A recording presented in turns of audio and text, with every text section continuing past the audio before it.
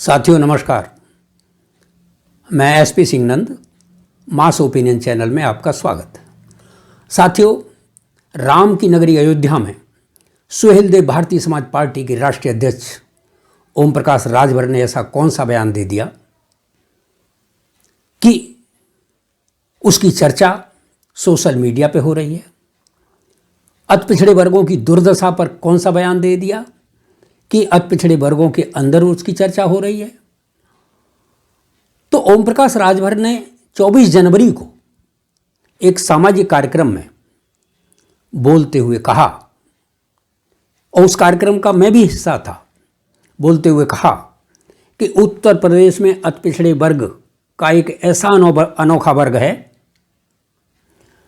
जिसका अपना कोई एजेंडा नहीं है, जो दूसरों को राजपाट देकर के खुश होता है। और आज़ादी के 75 साल बाद भी उसकी दशा ज्यों की त्यों बनी हुई है। वो निरंतर निरादर, दरिद्रता, अज्ञानता और असमानता का सामना कर रहा है। उसका सामाजिक, आर्थिक और राजनीतिक स्तर रसातल में चला जा रहा है। उसकी तरफ कोई देखने वाला नहीं है, उसका पुरसाहाल नहीं है कोई जो है। आप जानते हैं कि ओम प्रकाश राजभर अति पिछड़े वर्गों को केंद्र में रखकर ही अपनी राजनीति करते आए हैं। तो उन्होंने कहा कि अति पिछड़ा वर्ग दूसरों को राजा बनाता है, लेकिन खुद राजा बनने की कोशिश में नहीं है। वो खुद, उसका अपना कोई एजेंडा नहीं है। वो खुद राजपाट लेना नहीं चाहता। वो सत्ता तो क्या, सत्ता के गलियारे भी नहीं देख पाया है आज़ादी के 75 साल बाद भी। उन्होंने कहा उसकी स्थिति तो इस तरीके से, उन्होंने उदाहरण देते हुए बताया कि लंका में राम और रावण का युद्ध हुआ था। राम की तरफ से बानर लड़े थे, बानर राम की तरफ से लड़े थे, लेकिन बानरों का रावण से कोई दुश्मनी नहीं थी, लेकिन वो राम की तरफ से लड़े और राम को विजय मिली। विभीषण लंका का राजा बना, राम लौट कर गए अयोध्या के राजा बने। लेकिन जो बानर थे उनको क्या मिला? उन्होंने कुछ मांगा ही नहीं। उन्होंने कहा हमको जरूरत ही नहीं है।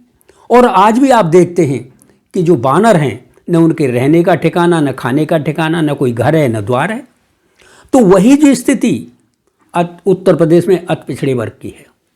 उत्तर प्रदेश के 1 लाख गांवों में, 1 लाख ग्राम सभाओं में ये जो अति पिछड़ी जातियां हैं, यादव, कुर्मी, लोध, गुर्जर और जाट को छोड़ करके जो अति पिछड़ी वर्ग की जातियां हैं, नाई, तेली, तमोली, भुर्जी, कार, कुमार, सोनार, बढ़ई, लोहार, मनिहार, पाल, मौर्य, कुशवा, काछी, बिंद, केवट, मल्लाह, राजभर, अर्कवंशी, नुनिया, चौहान, ये जो जातियां हैं, ये एक उत्तर प्रदेश की 1,07,458 ग्राम सभाओं में ये लोग रहते हैं।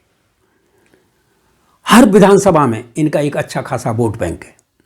इनसे वोट ले लिया जाता है और उसके बाद इनको जैसे तेज पत्ता की ज़रूरत पड़ती है भोजन बनाते समय, सब्जी बनाते समय, उसके बाद खाते समय सबसे पहले तेज पत्ता को ही निकाल के फेंका जाता है। तो ये इसकी स्थिति अति पिछड़े वर्ग की ऐसी है कि वो तेज पत्ता की तरह है।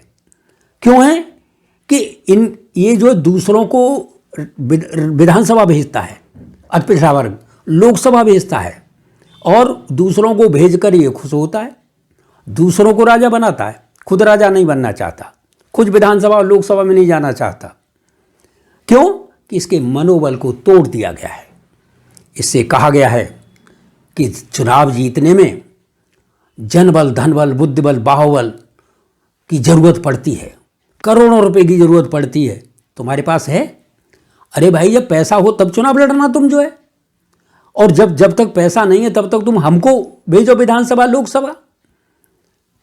तो यानी जब तुम्हारे पास पैसा हो तब, इसका मतलब यह है कि न नौमन तेल होगा, न राधा नाचेगी।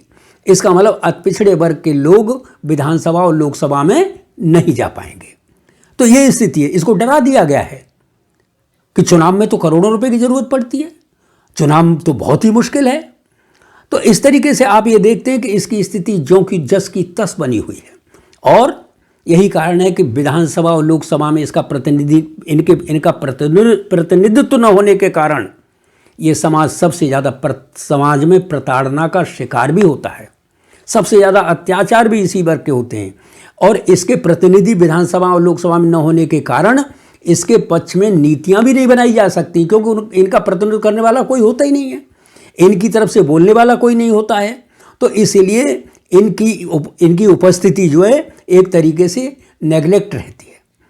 चुनाव के समय ऐसा माहौल बना दिया जाता है कि अरे भाई, और उसी माहौल में ये बह जाते हैं और उसके बाद एक माहौल बना के ये वोट डालाते हैं। लेकिन इनको मालूम रहना चाहिए कि जिस तरीके से दूसरे लोगों की, दूसरी जातियों की, चाहे अपर कास्ट हो, चाहे बैकवर्ड क्लास हो, चाहे शेड्यूल कास्ट, उनके वोट की जो कीमत है वही तुम्हारे वोट की कीमत है। तुम्हें अपने वोट की कीमत समझनी पड़ेगी, क्योंकि वोट का जो अधिकार जो तुम्हें दिया है, तुम भी किसी को राजा बना सकते हो, तुम भी किसी को विधानसभा भेज सकते हो, तुम अपने समुदाय से, अपनी जात से, अपने वर्ग से भी तुम एमएलए एमपी बना सकते हो, ये समझना पड़ेगा। तो और इस वर्ग की, अति पिछड़े वर्ग की उदासीनता के कारण आप ये देख रहे हैं कि उत्तर प्रदेश में सर्वाधिक पिछड़ा वर्ग आयोग 1975, सामाजिक न्याय समिति की रिपोर्ट 2001, रोहिणी कमीशन और उत्तर प्रदेश सरकार ने जो कमीशन बनाया। तो इस तरीके से ये रिपोर्टें सब ठंडे बस्ते में पड़ी हुई हैं, धूल फांक रही हैं, लेकिन इनको कोई देखने वाला, सुनने वाला नहीं है। क्यों? कि अति पिछड़ा वर्ग गहरी नींद में सो रहा है। तो ओम प्रकाश राजभर ये कहना चाहते हैं, उनका कहना था कि आपको जागना पड़ेगा और लड़ करके आपको अपना संवैधानिक अधिकार लेना पड़ेगा, आपको एकजुट होना पड़ेगा और एकजुट होकर के आपको अपना अधिकार लेना पड़ेगा। 1931 में जनगणना हुई थी और 1931 की एक एक जात की जनगणना हुई थी, लेकिन आपको डिमांड करनी पड़ेगी, मांग करनी पड़ेगी कि जनगणना होनी चाहिए। जनगणना होगी तभी आपकी जात की स्थिति का पता लगेगा कि आपकी जनसंख्या कितनी है। और वैसे भी आप 1931 की जनगणना को देख के आप पता लगा सकते हैं कि आज आपकी संख्या कितनी है। तो इस तरीके से आपको ये ध्यान रखना पड़ेगा कि आप कहाँ जा रहे हैं, क्या कर रहे हैं। क्यों? कि आपको एकजुट होकर के अपने मनोबल को ऊंचा करना पड़ेगा। यही ओम प्रकाश राजभर चाहते हैं कि आप जो एकजुट होइए और एकजुट होकर के अपने एजेंडा पे काम करिए। आप दूसरों को नेता बना करके खुश क्यों हो रहे हैं? अपने नेतृत्व का विकास करिए, लीडरशिप किसी को मत दीजिए। डॉक्टर अंबेडकर भी कहते थे आप लीडर खुद बनिए।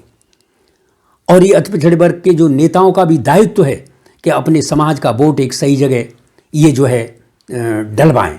तो आपको जो आपके एजेंडे पे काम करे, आपकी बात को सुने, आपकी बात को समझे, तो आप उसको उस तरीके से वोट दीजिए, अपने एजेंडा पे वोट दीजिए। आप अपना एजेंडा तैयार करिए, ये नहीं है कि जिसको आए उसको वोट दे आए। तो आपको उदासीनता छोड़ करके जो जितनी रिपोर्ट है मैंने अभी गिनाई हैं, सामाजिक न्याय समिति की रिपोर्ट हो या सर्वाधिक, आपका वो कोई भी रिपोर्ट लागू नहीं हो पा रही है। और आपको अपनी लड़ाई खुद लड़नी पड़ेगी, कोई दूसरा लड़ने नहीं आएगा, क्योंकि आप सबसे पीछे चल रहे हैं। आपके अंदर जागरूकता, चेतनता का अभाव है। आप अपना सीना तान करके जब खड़े हो जाएंगे अपना अधिकार लेने के लिए, संवैधानिक अधिकार लेने के लिए, और आप बोलेंगे कि होंगे राजे राजकुमार ये बिगड़े दिल, हम बिगड़े दिल शहजादे, और हम सिंहासन पर जा बैठे जब जब करें इरादे। जिस दिन आपकी एकता स्थापित हो जाएगी, उस दिन आप जो इरादा करेंगे वो आपको सिंहासन मिल जाएगा, आपको वो पद मिल जाएगा, वो जगह मिल जाएगी। अन्यथा आप बिखरे रहेंगे, आपका कोई वजूद नहीं रहेगा। आप देख रहे हैं कि राजनीतिक पार्टियां सत्ता तो क्या, सत्ता के संगठन में भी आपको भागीदारी देने के लिए तैयार नहीं है। संगठन में भी अति पिछड़े वर्ग लोग गिड़गिड़ाते रहते हैं, छोटा मोटा पद दे करके काम चला लिया जाता है उनको, साथियों। और उनको कोई बड़ा पद नहीं दिया जाता संगठन में, कोई ऐसा पद नहीं दिया जाता जिससे इनका प्रभाव बने कोई जो है। साथियों, आप सभी समझदार हैं, जागरूक हैं, और इस वीडियो में बस इतना ही।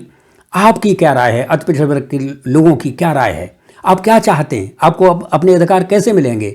साथियों, इन्हीं शब्दों के साथ मेरी बात समाप्त।